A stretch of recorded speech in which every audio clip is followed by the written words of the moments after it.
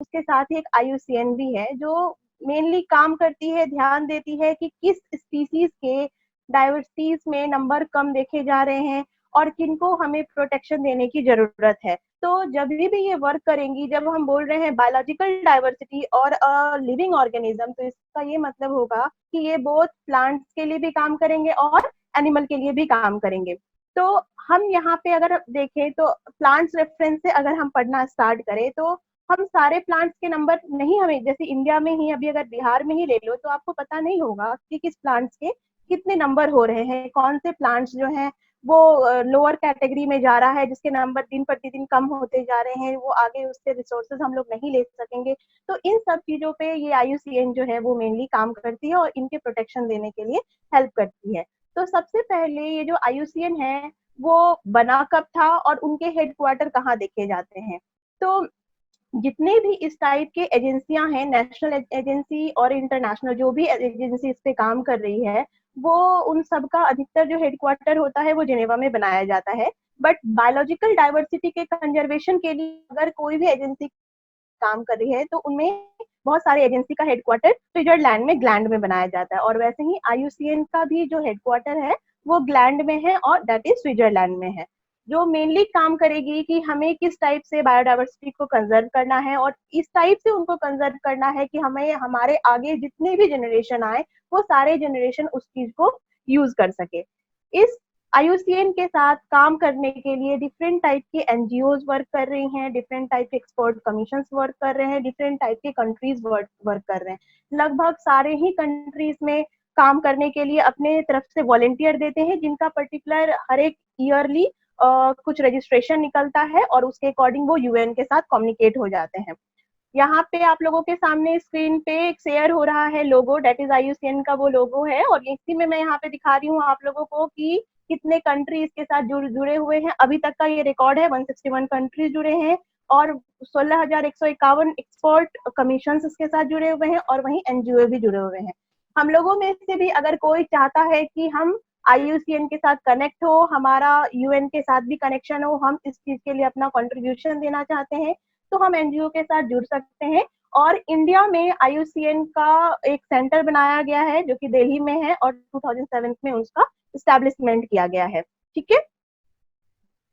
Next है कि ये IUCN जब बना था तो कब बना था, तो 1948 में सबसे पहले इसका गठन हुआ था। और इसमें मेनली फंड कहाँ से आते हैं, कैसे ये वर्क करता है, तो डिफरेंट टाइप के गवर्नमेंट फंडेड एजेंसी इसके लिए वर्क करती है, गवर्नमेंट भी बहुत सारे इसको फंड देती है। हम अगर बात करें, जैसे टॉपिक में ही है असेसमेंट एंड इन्वेंट्री, जिसकी वजह से आप लोगों को कंफ्यूजन हुआ था, बहुत सारे लोग अगर गूगल करते होंगे तो उनको पता है IUCN वो डायरेक्ट खोज लेते होंगे, ठीक है। बट आप लोगों को यहाँ पे दिक्कत ये हुआ होगा कि टॉपिक में लिखा था असेसमेंट एंड इन्वेंट्री, इसी वजह से आपको कंफ्यूजन हो गया कि कहीं कुछ नहीं मिलेगा। मेनली ऐसा कुछ नहीं है। असेसमेंट का मतलब कि क्या कुछ लॉजिक दिया इसने, और इन्वेंट्री मतलब उनके अकॉर्डिंग इन्होंने क्या एक नया रूल बना दिया जिसकी वजह से आप किसी भी चीज को प्रोटेक्शन देते हो, ठीक है। तो यहाँ पे डिफरेंट टाइप के एग्रीमेंट्स, आपको 4 एग्रीमेंट्स दिए गए हैं जो IUCN ने साइन किया है, ठीक है। इसके अलावा भी बहुत सारे एग्रीमेंट्स उन्होंने साइन किया है, बट बेसिकली ये 4 एग्रीमेंट आपके सामने दिखे हुए हैं। CBD sites, world heritage convention, Ramsar convention on a wetland. तो ये सारे जो एग्रीमेंट हैं इन्हीं को आप क्या बोलोगे, असेसमेंट बोलोगे, ठीक है। और इन्हीं 4 एग्रीमेंट के बेसिस पे IUCN ने कुछ रूल्स बनाए, ठीक है। जैसे अगर आप लोगों में से कोई अगर UPSC की तैयारी कर रहा होगा या जनरली भी जनरल नॉलेज पढ़ने में इंटरेस्ट रखते हैं, जैसे अंजलि है हमारे ग्रुप में जो जनरली UPSC BPSC की तैयारी कर रही है, तो आप लोग ऐसे भी यूट्यूब पे अगर बहुत सारे वीडियो देख रहे होगे, गूगल कर रहे होगे, तो साइट्स के बारे में बहुत ही अभी चर्चा में है, ठीक है। साइट्स है क्या या CBD क्या है, तो हम लोगों के पास कैसा होता है कि डिफरेंट जो टेरिटरी बनाए जाते हैं या फिर डिफरेंट जो एग्रीमेंट्स बनाए जाते हैं पर्टिकुलर स्पीसीज को रख के बनाए जाते हैं। जैसे इंडिया में अभी बताया गया था सीसम, ठीक है, सीसम को डाल दिया गया था एग्रीमेंट 2 में, दैट इज डेंजर्ड जोन में उनको डाल दिया गया था। और अभी जो साइट्स 2021 में जो साइट्स होने वाले हैं, वापस से कन्वेंशन जो होने वाले हैं, actually convention of international trade in endangered species that is sites जो है, इसका कैसे और कब रेगुलेशंस बनते हैं, कब ये आता है सामने, तो उसके लिए हमेशा क्या होता है, हर एक 3 ईयर पे एक कॉन्फ्रेंस अरेंज किया जाता है जिसको स्कोप बोलते हैं, ठीक है, COP कोप,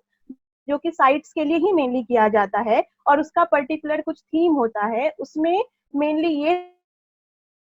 कि कोई भी कंट्री जो है वो अपने नेचुरल रिसोर्सेज का किस अकॉर्डिंग ट्रेड बंद करेगा ताकि उसके नंबर में कमी ना आए, ठीक है। तो मेनली साइट्स क्या था कि जो IUCN ने एक गवर्न किया था, एक रूल बनाया था कि जो भी हमारे पास नेचुरल रिसोर्सेज हैं उनमें से कौन कौन से नेचुरल रिसोर्सेज के ट्रेडिंग बंद किए जाएंगे। ट्रेडिंग का मतलब क्या हुआ कि उनका व्यापार बंद किया जाएगा, ठीक है। क्यों व्यापार बंद किया जाएगा? उनके नंबर अगर हमारे पास कम होंगे, ठीक है, जैसे अगर नंबर कम होते जाएंगे, रिसोर्सेज कम होते जाएंगे, दैट इज वो डेंजर जोन में आ जाएंगे। डेंजर जोन में अगर आएंगे तो IUCN का मेन काम ही है कि हमारे बायोडाइवर्सिटी को रिजर्व करना, ठीक है। तो अभी इंडिया ने ये क्यों इतना चर्चे में है, तो उसका रीजन ये है, इंडिया जो है उसने ये अपना एक असेसमेंट दिया है कि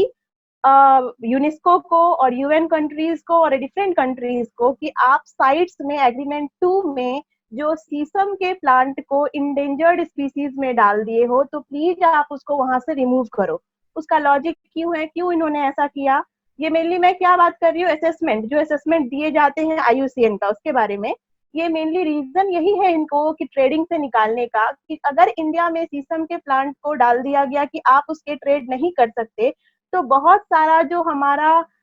डिफरेंट कंट्रीज के साथ बॉन्ड साइन है, मतलब कि हम दूसरे कंट्रीज में उसको सेल करते हैं, डिफरेंट चीज बनाए जाते हैं, जैसे कि अगर पेपर्स बनते हैं, सोवेनियर बनाए जाते हैं, बहुत सारी चीज शीशम के प्लांट से अगर बनाए जाते हैं तो उन सबका ट्रेडिंग रुक जाएगा, तो हमारा जो आर्थिक व्यवस्था है वो डिस्टर्ब हो जाएगा, ठीक है। तो इसी वजह से और इंडिया के साथ साथ और भी बहुत सारे कंट्री हैं, उन्होंने भी इसको सपोर्ट किया कि हाँ, इसको हम लोगों को इंडेंजर्ड जोन से हटाना चाहिए, क्योंकि शीशम के प्लांट इजिली रिप्रोड्यूस कर सकते हैं, इजिली ग्रो होते हैं, इंडिया में इनके सफिशिएंट नंबर है, इसी वजह से जरूरी नहीं है कि हम उसको उसमें डालें, ठीक है, इंडेंजर्ड जोन में डालें। क्लियर हुआ? नेक्स्ट है अब हमारे पास कि सबसे पहला ही है CBD। एक्चुअली ये क्या है, ये भी एक टाइप का असेसमेंट है, एक टाइप के एग्रीमेंट किए गए थे, IUCN ने साइन किया था, जिसमें मेनली होता है कि आप बायोलॉजिकल डाइवर्सिटी को किस टाइप से प्रोटेक्शन दोगे। इसके भी हर एक ईयर कुछ थीम बेस्ड होते, जैसे कल परसों 9 मई को माइग्रेटरी बर्ड्स पे था, ठीक है, कंजर्वेशन। इस ईयर 2020 का जो थीम था CBD का, वो माइग्रेटरी बर्ड्स पे था कि किस टाइप से आप माइग्रेटरी बर्ड्स को प्रोटेक्शन प्रोवाइड करोगे और उनको लॉस होने से बचाओगे, ठीक है। अब जो मेनली CBD जो काम करते हैं वो किस चीज पे काम करते हैं, रिसर्च काफी हो रहे हैं, साइंटिस्ट न्यू न्यू टेक्निक्स ले रहे हैं, जिसके वजह से मॉडिफाइड ऑर्गेनिज्म बनाए जा रहे हैं। बायोटेक्नोलॉजी एक ऐसा ब्रांच है जिसको हम लोग यूज करके मॉडिफाइड ऑर्गेनिज्म बनाते हैं। अब अगर ये मॉडिफाइड ऑर्गेनिज्म हमारे इन्वायरमेंट में रहते हैं तो किसको किस टाइप से हार्म करेंगे, ठीक है। तो CBD इस पे भी ध्यान देते हैं। CBD में डिफरेंट टाइप के प्रोटोकॉल होते हैं, उस प्रोटोकॉल के हेल्प से मेनली ये ध्यान दिया जाता है कि कोई भी जेनेटिक रिसोर्सेज अगर बनाए जाए तो वो हर एक कंट्री के पास जाएगा, प्रॉपर अमाउंट में जाएगा, और अगर वो जेनेटिक रिसोर्सेज या लिविंग ऑर्गेनिज्म अगर हम लोग मॉडिफाइड ऑर्गेनिज्म बना रहे हैं, उससे किसी को अगर हार्म होना है तो उससे हम उसको कैसे प्रोटेक्शन देंगे। तो ये सारे चीज जो होते हैं वो CBD में आते हैं।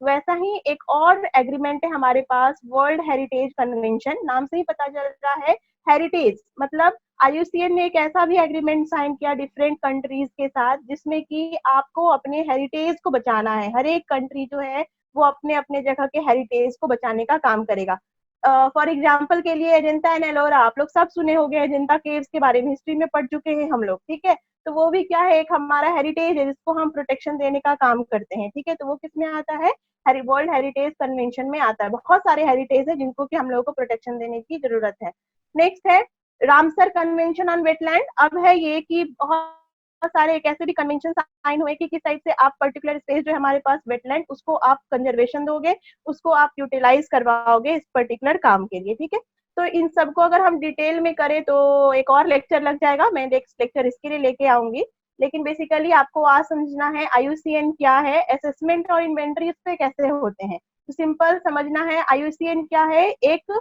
एजेंसी है जो कि हमारे बायोडाइवर्सिटी को प्रोटेक्शन देने का काम करती है। वो ये भी इंश्योर करती है कि हमारे पास जितने नेचुरल रिसोर्सेज हैं वो प्रॉपर अमाउंट में सबको इक्वली मिले एंड हमारा इन्वायरमेंट भी उससे हार्म ना हो, ठीक है। और ये पर्टिकुलर एग्रीमेंट्स जो साइन की है उसमें चारों एग्रीमेंट्स आपके सामने मेंशन है। नेक्स्ट हम जैसे अभी मैं आपको बता रही थी आईयूसीएन करता क्या है, तो यहाँ पे फिर से स्लाइड पे आपको ऐसा ही है, रेड मार्क में हाईलाइट किया गया है points. Compiling and publishing the IUCN red list, सबसे इंपॉर्टेंट पॉइंट, आईयूसीएन ही पहला ऐसा एजेंसी आया जिसने कि रेड डेटा बुक के बारे में और रेड लिस्ट के बारे में दिया। कभी भी रेड लिस्ट के बारे में अगर जिक्र हो, बात हो, इंपॉर्टेंट क्वेश्चन है, मे बी आ सकता है, तो उसमें आपको समझना है कि ये थ्रेटेंड स्पीसीज का एक कलेक्शन है। थ्रेटेंड स्पीसीज कोई भी हो सकते हैं, आइदर वो प्लांट होंगे या एनिमल होंगे, ठीक है, यानी ये सबका ही कलेक्शन रखता है हमारे पास रेड डेटा लिस्ट। इसके बारे में डिटेल नेक्स्ट स्लाइड पे जाऊंगी। नेक्स्ट है आईयूसीएन का और जो मिशन होता है वो क्या होता है कि हमारे जो डाइवर्सिटीज हैं, जो नेचर में डिफरेंट डाइवर्सिटीज देखे जा रहे हैं, उनको किस टाइप से आप प्रमोट करोगे, कैसे हेल्प करोगे उनको प्रोटेक्शन देने के लिए, और उस नेचुरल रिसोर्सेज को आप किस टाइप से यूटिलाइज करोगे। क्लियर है? अब इतने से सारे डेटा आपको एक जगह पे नहीं मिलेंगे। अगर आप गूगल भी करते हो आईयूसीएन के बारे में तो ये हेल्पफुल आपके सामने एक सोर्स पब्लिश मैंने यहाँ पे डाल दिया एक स्लाइड पे कि कैसे आप इतने सारे डेटा ले सकते हो। मेनली आईयूसीएन के बारे में कुछ भी जानना हो, उनके कॉन्फ्रेंस जानना हो, उनके किस थीम पे कब बेस्ड है, क्या सारे उन्होंने थ्रेटेंड स्पीसीज को डाला है, कब क्या एग्रीमेंट उन्होंने साइन किया है, कब क्या उन्होंने इन्वेंट्री मेड किया है, असेसमेंट बनाया है, वो सारा आपको आईयूसीएन के साइट पे मिलेगा जो कि है www.iucn.org पे। ठीक है, अब यहाँ थीम मैंने इसलिए इसमें डाला है कि आईयूसीएन मेनली उसी थीम प्रिंसिपल जो मैंने पहले आपको बताया उसी पे बस काम नहीं करता। आईयूसीएन उसके अलावा भी बहुत सारे रोल प्ले करते हैं। जैसे आईयूसीएन का ये भी काम है कि वो क्लाइमेट चेंजेस अगर हो रहे हैं उसके वजह से जो हमारे इकोसिस्टम पे रिस्क आ रहे हैं उसको वो किस टाइप से प्रोटेक्शन प्रोवाइड करेगा, डिफरेंट टाइप के किस टाइप से वो रूल बनाएंगे जिससे कि फॉरेस्ट को कंजर्व किया जाए, मरीन और पोलर इन्वायरमेंट को किस टाइप से प्रोटेक्शन करेगा, नेक्स्ट है वाटर को कैसे वो कंजर्व करेगा। तो इस टाइप से डिफरेंट टाइप के यहाँ पे थीम है जिससे कि आईयूसीएन जो है वो काम करता है। इसके अलावा है कि हमें कैसे पता चलता है कि आईयूसीएन ने कुछ रूल्स बनाए या उन्होंने अपने डेटा में फिल किया। सपोज फॉर एग्जांपल के लिए मैं यहाँ से काम कर रही हूँ, सपोज मैं एक एनजीओ में हूँ और दिल्ली में कोई काम कर रहे हैं, सपोज इंडिया के बाहर कोई काम कर रहे हैं, यूएस में कोई काम कर रहे हैं, यूरोप में, फ्रांस में, हर एक जगह पे कोई अगर कुछ काम कर रहे हैं, उन्होंने कुछ कुछ स्पीसीज के नंबर, जरूरी तो नहीं है कि अगर हमारे यहाँ शीशम मिलता है तो सिर्फ हमारे यहाँ ही शीशम के प्लांट मिलते हैं। शीशम प्लांट से आप लोग सब अवेयर हो, इसलिए मैं उसी का एग्जाम्पल दे रही हूँ। या फिर अगर जूलॉजी में दो तो आप सिंपल एक फॉक्स ले लो, ठीक है, या पोलर बियर ले लो, कुछ भी इस टाइप से ले लो एग्जाम्पल के लिए। तो इन सब जो कॉमन एग्जाम्पल है उसी से लर्न रखना ज्यादा इजी जाएगा। अगर हम शीशम के बारे में बात करें तो हमारे इंडिया में उसके कितने नंबर हो रहे हैं, पूरा इंडिया में भी मैं उसके बारे में नहीं बता पाऊंगी कि उसके नंबर इतने ही हैं। बिहार में अगर मैं किसी जोन में काम कर रही हूँ तो दूसरे जोन में दूसरे कोई काम कर रहे होंगे, एनजीओ के मेंबर या फिर कोई दूसरी एजेंसी काम कर रही होगी, तो वो सारा क्या करेगा, एक जगह पे डेटा को फिट करेगा। ठीक है, तो आईयूसीएन ने एक ऐसा टूल भी बनाया है, आपको आईयूसीएन के साइट पे दिखेगा वो चीज, एक टूल बनाया है जिसमें कि वो अपने सारे जो डेटा है उसको फिल करते हैं कि इस चीज के इतने नंबर है, इस चीज के इतने नंबर है, वहां से वो कंपेयर करते हैं कि किसके नंबर में फॉल डाउन आ रहा है और किसको प्रोटेक्शन की जरूरत है। ठीक है, तो इस टाइप से आईयूसीएन ने कंजर्वेशन टूल बनाए हैं, रेड लिस्ट भी बनाया थ्रेटेंड स्पीसीज का, रेड लिस्ट बनाया है इकोसिस्टम का जो अभी कंप्लीट नहीं हुआ है। इकोसिस्टम वाला जो इनका रेड लिस्ट है वो 2022 में कंप्लीट होने वाला है, और जो कि पता चलेगा वहां जब 2022 में जो कॉन्फ्रेंस होंगे उसके बेसिस पे पता चलेगा कि कितने इसमें आए हैं ऑर्गेनिज्म। नेक्स्ट है कि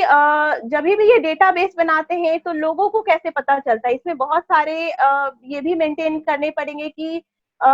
रूल्स कोई कहीं वायलेट तो नहीं हो रहा है, कहीं के कुछ रूल्स तो नहीं जा रहे हैं। तो इसमें सबसे पहले एक इकोलेक्स भी है, एक ऐसा गेटवे है जो कि इन्वायरमेंटल लॉ के बारे में बताता है। फॉर एग्जाम्पल अभी थोड़ी देर पहले मैंने जिक्र किया था आपको कि किस टाइप से लिविंग मॉडिफाइड ऑर्गेनिज्म, अगर सपोज करो कि किसी कोई साइंटिस्ट ने कहीं कुछ लिविंग मॉडिफाइड ऑर्गेनिज्म बनाया तो लोगों को उसको एक्सेप्ट करना पड़ेगा, लेकिन वो पहले ये इंश्योर करेंगे जब भी कॉन्फ्रेंस से वो पास हो जाए कि ठीक है ये चीज डेवलप हुआ है हम इसको एक्सेप्ट करेंगे, तो उसको तब वो एक्सेप्ट करेंगे जब उसके साथ वो कुछ मेजरमेंट देंगे। फॉर एग्जाम्पल कि सेफ्टी मेजरमेंट ये इंश्योर करना होगा कि ये कॉस्ट इफेक्टिव हो, या फिर इनसे कुछ तो भी नेचर को हार्म होगा। अगर नेचर को हार्म होने वाला है तो वो नेचर को फिर हम किस टाइप से प्रोटेक्शन देंगे, वो इकोलेक्स में आता है, that is the gateway of environmental law में आता है। इस टाइप से इतने सारे यहाँ पे 4 पॉइंट दिए गए जिसमें कि कुछ डेटाबेस कलेक्ट किए गए, डेटाबेस बनाए गए जहाँ पे IUCN अपने डेटा को फिल करते हैं और जो जो एजेंसीज वर्क करती हैं वो उनसे कंपेयर करती है।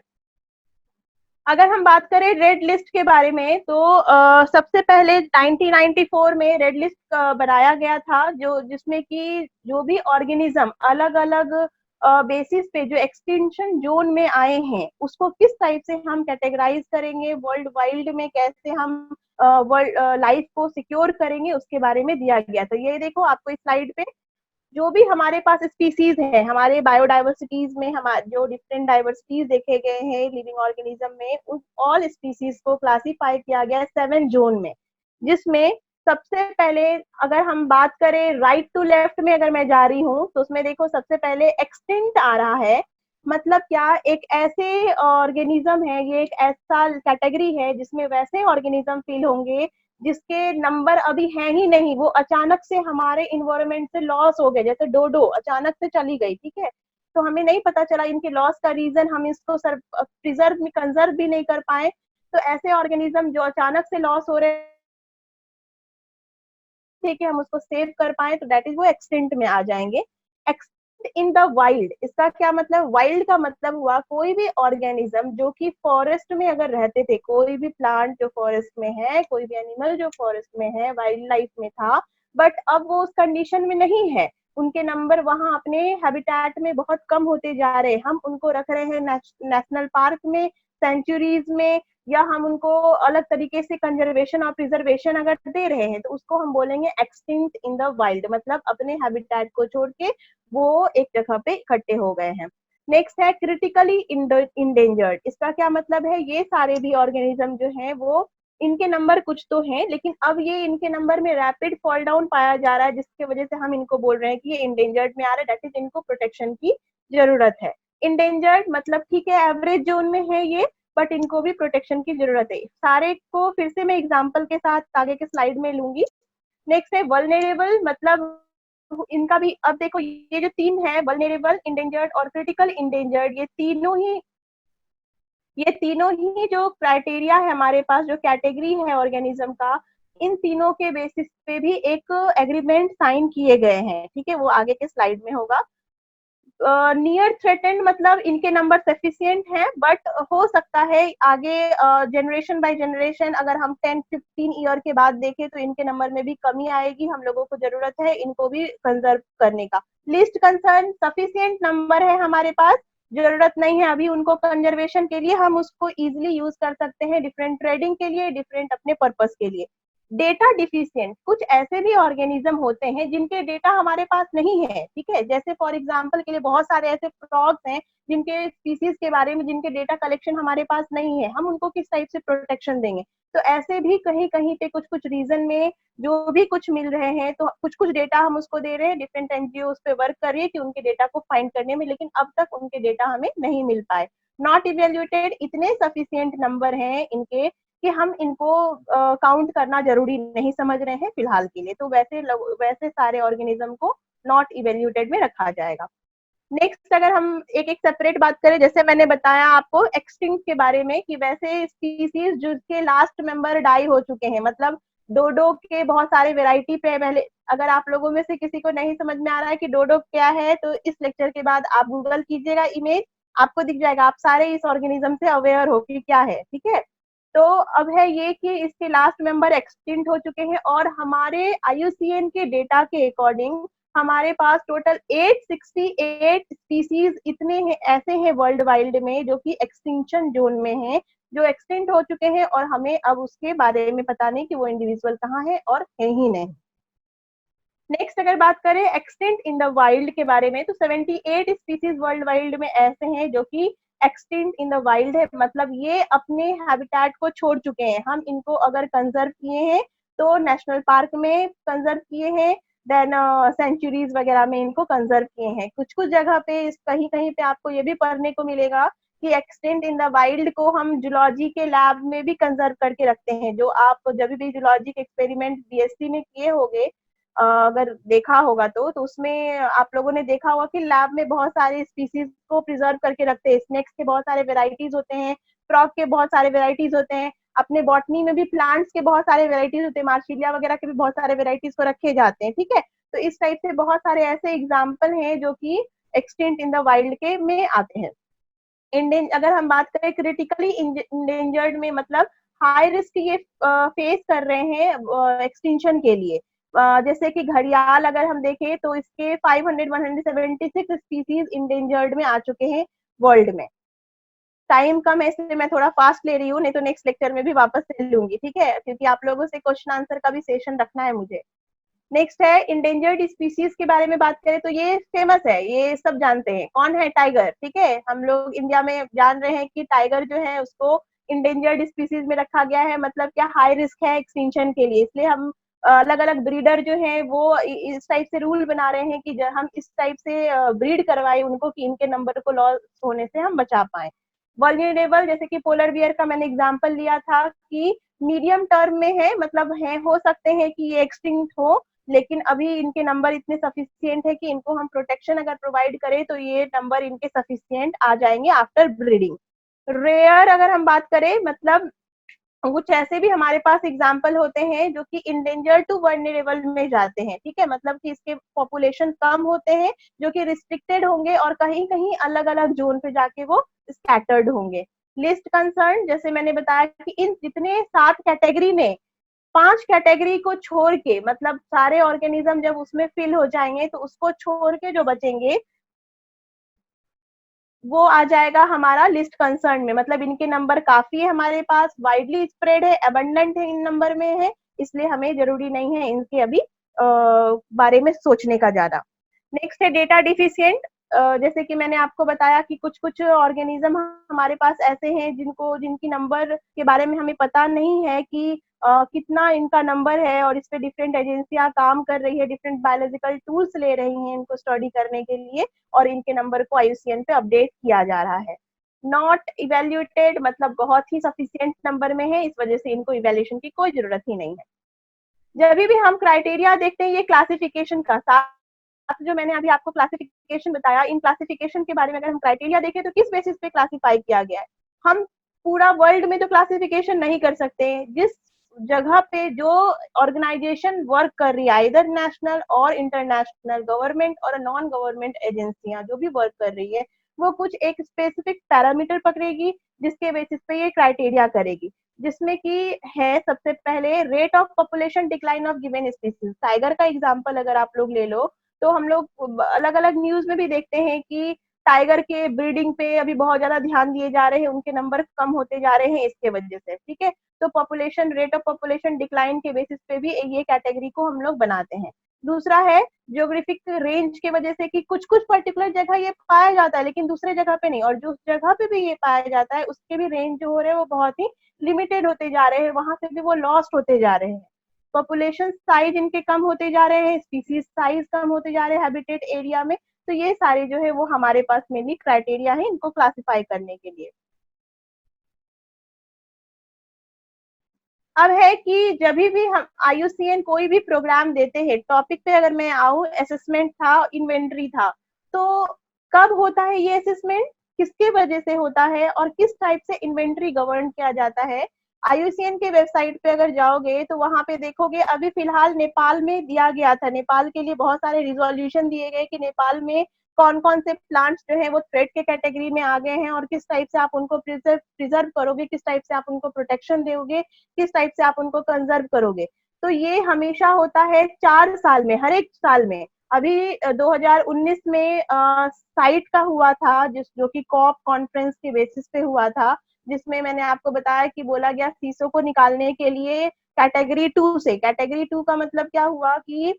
जरूरी नहीं है उनके ट्रेडिंग को भी बंद करना, उनका नंबर सफिशियंट है, तो इस वजह से आप उनको उससे निकालो, इंडिया ने ये प्रपोज किया है। बट इसका एक्सेप्टेंस कब मिलेगा? फिर से 3 साल के बाद, मतलब क्या 2019 में अगर हुआ है तो 2022 में अगर वापस से जब कॉन्फ्रेंस होंगे तो उसमें होंगे। बट IUCN जो इस टाइप से रेड लिस्ट अगर बना रहा है या डिफरेंट टाइप के एग्रीमेंट्स को साइन कर रहा है IUCN, तो वो किस अकॉर्डिंग कर रहा है? उसका मेन है कि हर एक 4 साल के बाद कॉन्फ्रेंस होता है। जैसे 2020 में अभी कॉन्फ्रेंस था, मई जून में कॉन्फ्रेंस होने वाला था, बट वो कॉन्फ्रेंस अवॉइड हो गया, और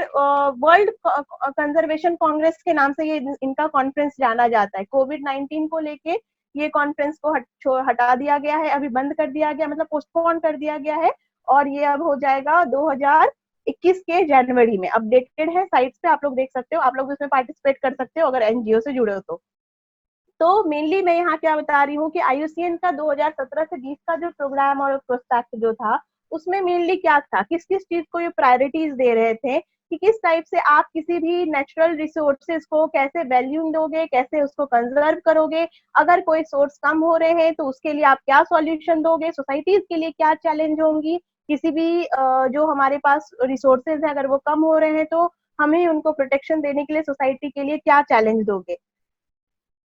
नेक्स्ट है कि कभी भी आईयूसीएन जो अपने प्रपोज किए हैं डेटा को, तो वो किस किस अकॉर्डिंग प्रपोज किए हैं। यहाँ पे आपके सामने एक डायग्राम है जिसमें दिया गया है 2008 में सबसे पहले आईयूसीएन का बिगन हुआ था बार्सिलोना में, और 2007 में याद रखना 2007 में इंडिया में आईयूसीएन के सेंटर बनाए गए थे न्यू दिल्ली में, इसलिए इंडिया भी इसमें अच्छे से पार्टिसिपेट किया था। 2009 में आईयूसीएन ने स्टैब्लिश किया रेड डेटा लिस्ट, ये आपके आएंगे इन्वेंट्री में। असेसमेंट जब भी हुआ तो उससे इन्वेंट्री क्या क्या हुआ, क्या क्या रूल्स बने गए, तो रेड डेटा लिस्ट जब स्टैब्लिश हो गया था 2009 में, तो वो भी एक इन्वेंट्री था। 2010 में अगेन ड्राफ्ट हुए red list categories and criteria के डिफरेंट ऑर्गेनिज्म, जो 7 जो क्राइटेरिया दिए गए उसके बारे में आया है इसमें। अगेन 2011 में ग्लोबल कंसल्टेशन आए हैं, डिफरेंट टाइप के इनिशिएट्स लिए गए हैं किस टाइप से हम अपने और अपने